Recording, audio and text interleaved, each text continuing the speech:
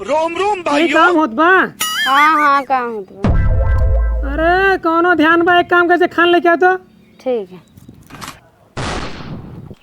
एक घंटा हो गया का। हाँ लखा करे पे खाई के बैठी है। जब तोहर मन करे हुए कैले हम जाते है।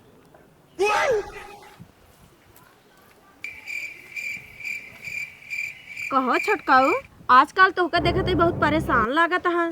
अरे भौजी हम तो का बताई, हमार मेहरा ना दिन और रात ही मोबाइल के पीछे पगलान बा। ऐसे लागे तो मोबाइल वाले भूत पकड़ लीन बा। अरे छोटकाऊ एकर जुगाड़ हमारे लगे बाटा ही है, उनकर 1 मिनट में भूत उतर जाए। बताओ भौजी कौन भूत है। ओकर मोबाइल ये गायब कर तू। अरे मोरे राम हो, अब ना जिए हम, अब ना जिए हे भगवान। अरे मोरे राम हो, अब हम ना जिए। अरे कब ना जिए हमारे अंदर बेचैनी होत बाटे, अब हम ना जिए, हम बच्चा बना ले पकड़। अब तो हम 100 साल जिए, अब हम ना मरा।